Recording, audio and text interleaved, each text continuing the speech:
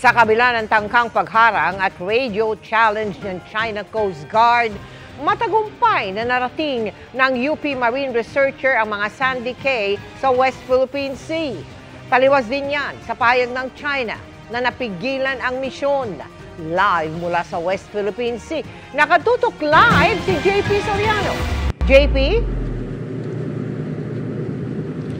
Mel, mga kapuso, dito sa West Philippine Sea kung saan tayo naglalayag ngayon ay isa po tayo sa mga nakasaksi kung paano natapos ang misyon ng BIFAR, PCG at mga eksperto mula sa UP sa pagkanilang ginagawang pagsaliksik sa Pag-asa case, at ilan nga po sa mga inisyal na nakita nila ay tila sadyang tinambak ang ilang patay at durog na coral sa Sandy Cay 2, at hindi nga rin po naging madali ang kanilang biyahe doon dahil muli silang hinarang ng China. Mula Pag-asa Island kung saan galing ang dalawang research vessels ng Bureau of Fisheries and Aquatic Resources kasama ang mga marine researchers ng University of the Philippines, tanaw na ang Sandy Cays o mga sandbars na aming pupuntahan para kanilang masuri. Pero maya-maya, sumulpot ang China Coast Guard ship na ito na nagsagawa ng dangerous maneuver o yung delikadong pagmaniobra at 10 beses nag-radio challenge. You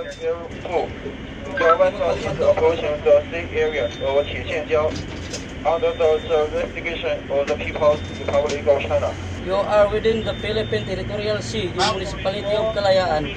You are endangering our security. We advise to leave the vicinity immediately. Ilang minuto ring nagpatunog ng sirena ang China.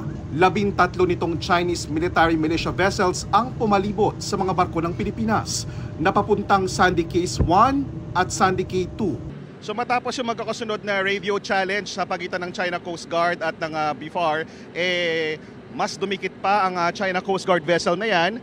Umikot at pumunta ngayon sa likod. Meron siyang number na 5204. Pero kasama ang Philippine Coast Guard, itinuloy ng BIFAR at mga UP Marine Researcher ang pagsusuri sa mga cay.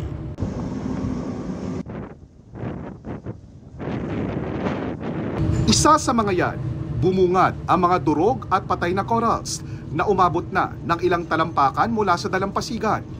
Kabilang sa inaalam ng mga researcher ay kung sadya ba ang pagtatambak ng mga patay na corals para sa pagpapalawak o expansion ng artificial island. Base sa paunang pagsusuri, hindi natural ang hugis ngayon ng Sandy Cay, kaya posibleng galing sa ibang lugar at inilagay roon ang mga patay na coral. Hiwalay rin ang puting coral sa mga dikolor sa Sandy Cay na malabo raw gawa ng kalikasan. It's very unlikely that those mound of rubble are the same from those that we found underwater. Base sa mga pag-aaral noon, mayaman at masigla ang mga coral o bahura sa lugar. Pero ngayon, these reefs are not healthy anymore. When you see reefs that are lacking big fish, typically this indicates overfishing.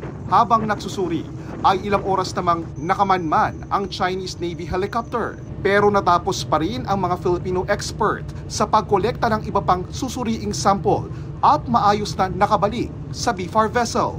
Taliwas ito sa pahayag ng China na napigilan daw ang mga Pilipino na pumunta sa Sandy Cay. Another lie coming from the Chinese Coast Guard. We were able to complete our marine scientific research.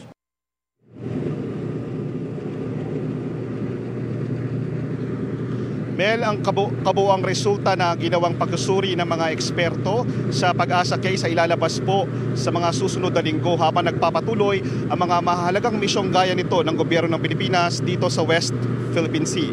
At live nga mula rito sa West Philippine Sea at para sa GMA Integrated News, balik mo na sa iyo, Mel.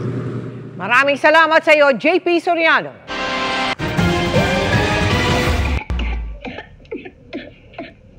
Kapag ganito ang ubo ng inyong mga mahal sa buhay, lalo na mga bata sa pamilya, yung walang tigil at parang nabibilaukan na at naghahabol ng hininga, huwag ipagwalang bahala yan at agad nang kumonsulta sa doktor dahil baka ito na ang kumakalat ngayong pertussis o whooping cough. Kapag hindi naagapan, maaari ito magresulta sa komplikasyon na kamamatay, lalo na sa mga bata at sanggol.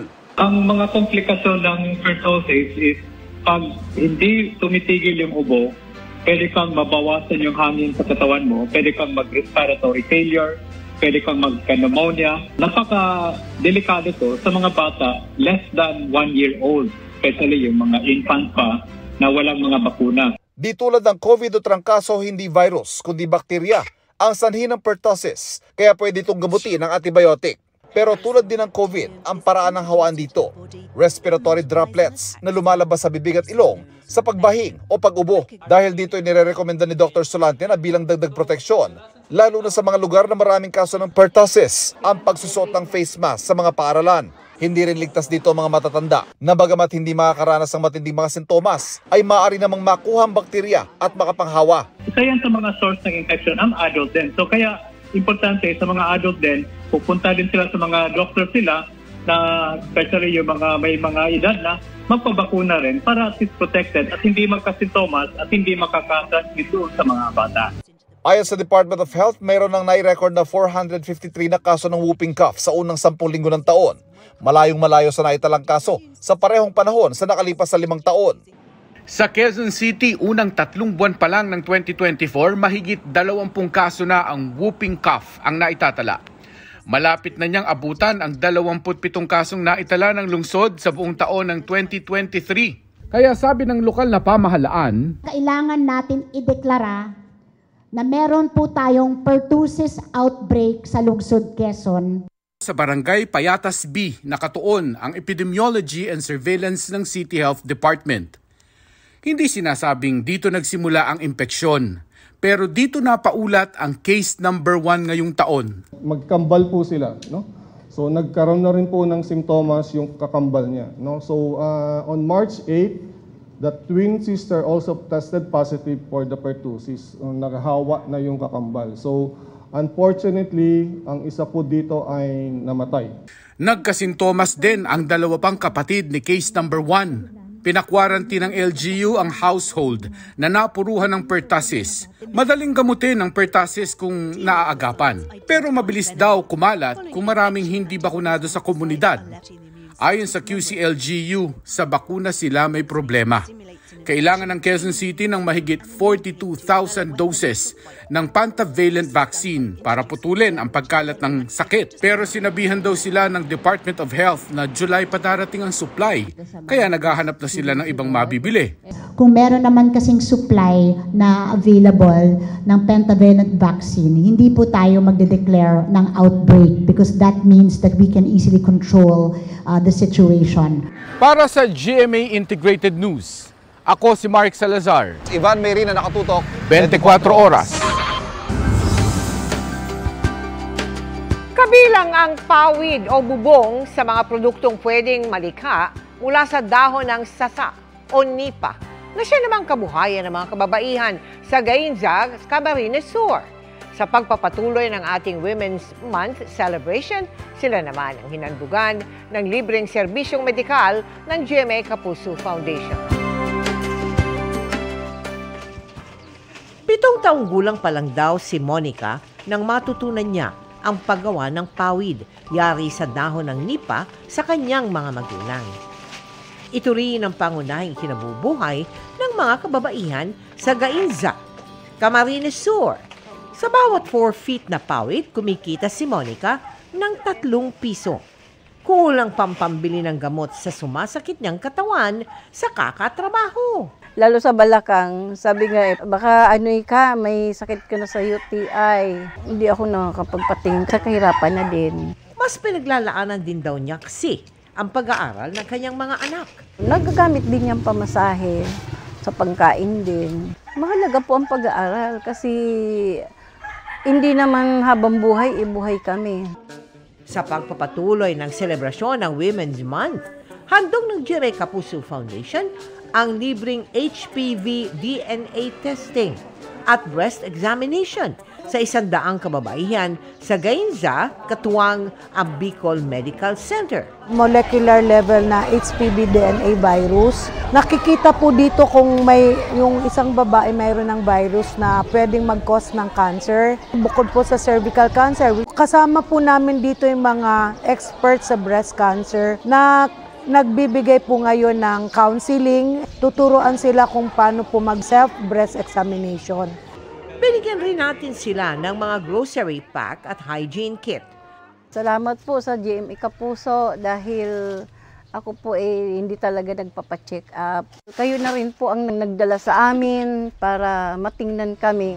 Nagbigay din tayo ng mga gamot sa Gainza Rural Health Clinic. Sa nais makiisa sa aming mga projects, maaari po kayo magdeposito sa aming bank account o magpadala sa Cebuana Lowolier. Pwede ring online via GCash, Shopee at Lazada. Inihahanda na ng Justice Department ang mga paraan para maiuwi agad ng Pilipinas si dating Congressman Arnie Teves. Lalo't, kanselado na ang pasaporte niya. Yan ay para maharap niya agad ang patong-patong na kaso. Nakatutok si Salima Refran. Ngayong arestado na si dating Congressman Arnolfo Arnie Teves Jr. sa Timor-Leste. Sinabi ng Department of Justice na wala na raw makakapigil sa pagpapauwi sa kanya. Inihahanda na raw ang paraan ng pagpapabalik ng bansa kay Teves, lalo't kanselado na ang kanyang passport. There are several options na kino-consider ngayon. Kasama na dyan ang extradition, kasama na dyan ang deportation. So we will have to see kung ano yung pinaka-feasible, pinaka-mabilis at pinakaligtas na paraan. Pag-uwi sa Pilipinas, haharapin ni Teves ang mga kasong multiple murder, frustrated murder at attempted murder. March 4, 2023, pinasok ng mga armadong lalaki ang bakuran ni nooy Negros Oriental Governor Roel Degamo sa bayan ng Pamplona. Walang hampas sa pinagbabaril ang mga naroon. Napatay si Degamo at 9 na iba pa. 2 araw matapos ang krimen, naglabas ng pahayag ang kilalang katunggali sa politika ni Degamo na sinooy nakaupong Negros Oriental 3rd District Representative Arnulfo Arnie Teves Jr. Anong motibo kung ngayon gagawin? Di ba? Kung mawala ang gobernador, ang uupo naman ang vice governor. Kasunod dito, ang ilang inarestong suspect, itinuro si Teves bilang mastermind sa pagpatay kay Degamo. Arnie Teves, Arnolfo Alipit Teves, mastermind. Siya bumibili ng mga barel. Yung lugar kung nagtataguan, bumibili ng sasakyan, pinifinansya lahat. Nasa labas noon ng bansa si Teves at nang tumangging umuwi kahit napasuna ang travel clearance na ibinigay ng Kamara, sinuspindi siya bilang kongresista. May 9, lumabas na sa bansang Timor-Leste si Teves at humihingi ng political asylum. Noong Agosto, idineklara si Teves bilang terorista ng Anti-Terrorism Council. Pinatalsik din sa Kamara. Noong Setyembre, naglabas na ng warrant para kay Teves ang Manila RTC Branch 51. Inilagay na rin siya sa red notice ng Interpol.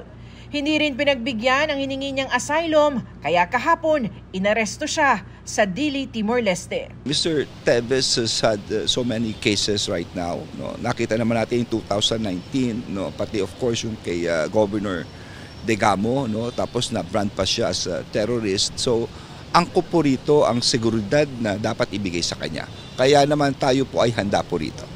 Pinuri ni Pangulong Bongbong Marcos ang pagtutulungan ng law enforcement agencies at international partners sa pag-aresto kay Teves. Gagawin daw ng gobyerno ang lahat para ibalik siya sa bansa at paharapin sa mga kaso laban sa kanya. Para sa GMA Integrated News, Salima Refran, Katutok, 24 Oras. Truly an influential woman, yan si Kapuso star Carla Abellana na pinarangalan sa kanyang pagiging advocate ng Animal Welfare Act. Ano naman kaya ang reaksyon ni Carla sa pag-amin ng dating asawa na may bago itong love life? Makichika kay Aubrey Carampel.